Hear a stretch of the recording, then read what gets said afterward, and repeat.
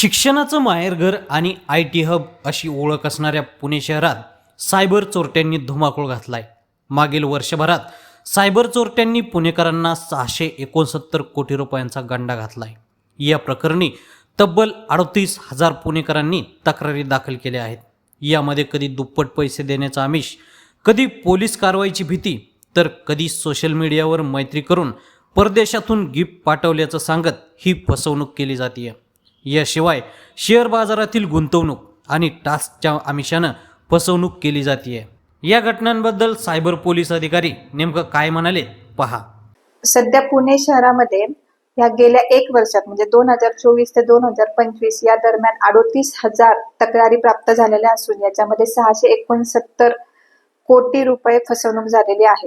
Cyber police Thane Pune या ठिकाणी सध्या लेटेस्ट तक्रारी ऑनलाईन डिजिटल फ्रॉड आहेत किंवा टास्क फ्रॉड आहेत, शेअर मार्केट फ्रॉड आहेत, अशा प्रकारचे गुन्हे खूप वाढीस लागलेले आहेत. डिजिटल फ्रॉडमध्ये एखाद्या व्यक्तीला समोरील व्यक्ती हा फोन करतो, व्हॉट्सअप कॉलिंग केलं जातं, ऑडिओ कॉलिंग केलं जातं किंवा व्हिडिओ कॉलिंग केलं जातं. व्हिडिओ कॉलिंगमध्ये समोरील हा व्यक्ती पोलीस आहे असं समोरच्या व्यक्तीला भासवलं जातं आणि यामध्ये त्या व्यक्तीला त्याच्याकडं किंवा त्याचा आधार कार्ड किंवा त्याच्या पॅन कार्डचा वापर झालेला आहे. एखादं पार्सल बाहेरच्या देशामध्ये त्याच्या नावाने एखाद्या कस्टम डिपार्टमेंटमध्ये त्याला पार्सलला डिटेन केलेलं आहे. या अनुषंगाने त्याला घाबरवलं जातं आणि भीती आणि दहशत एवढ्या मोठ्या प्रमाणामध्ये असते की त्यामध्ये त्याचे मनी लॉन्ड्रिंगमध्ये सुद्धा त्याचे नाव अडकलेलं आहे किंवा एखाद्या मोठ्या केसमध्ये त्याचं नाव अडकलेलं आहे, त्याच्यावर ईडीची रेड होणार आहे, अशा प्रकारची भीती दाखवली जाते. आणि जो विक्टिम असतो म्हणजे जो पीडित व्यक्ती असतो त्या भीतीने समोरील जो खोटा असलेला जो पोलीस आहे त्याच्या भीतीने तो अनेक बँकांमध्ये वेगवेगळे पैसे ट्रान्सफर करतो. आता हे पैसे ट्रान्सफर करताना त्याला सांगितलं जातं की हे मनी लॉन्ड्रिंगच्या केसमध्ये तुझं नाव आलेलं आहे, तुझं आधार कार्ड पॅन कार्ड त्याच्यामध्ये सापडलेलं आहे आणि RBI ते खातं चेक करणार आहे तुझे जे पैसे. त्यामुळं समोरच्या विक्टिमला असं वाटतं की हे पैसे आपण त्यांना चेक करायला दिल्यावर त्यांना परत मिळणार आहे, परंतु तसं नसतं. ते पैसे वेगवेगळ्या बँकेमध्ये फ्रॉडुलंट बँकेमध्ये जातात आणि मग त्यांची ती फसवणूक होते.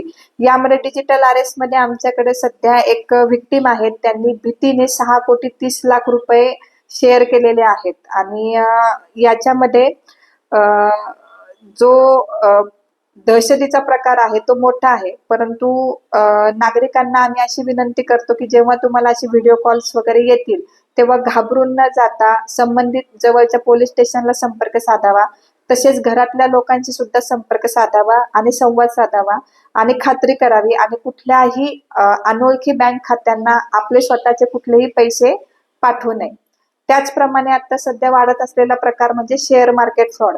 बरेचसे लोक शेअर मार्केटमध्ये पैसे गुंतवतात, परंतु शेअर मार्केट करताना आपल्याला एक डीमॅट अकाउंट गरजेचं असतं. सध्या फेसबुक, इंस्टाग्राम किंवा इतर सोशल मीडियामध्ये वेगवेगळ्या लिंक प्रसारित होतात आणि त्या लिंक प्रसारित झाल्यावर एखाद्या व्हॉट्सअप ग्रुपला त्या व्यक्तीला ऍड केलं जातं आणि त्या ऍड केल्यानंतर शेअर मार्केट संदर्भात तिथं काही प्लॅटफॉर्म निर्माण केलेला असतो जो खोटा असतो. त्या प्लॅटफॉर्मला असं दाखवलं जातं की समोरच्या व्यक्तींना 200% नफा, 300% नफा दिलेला जातो.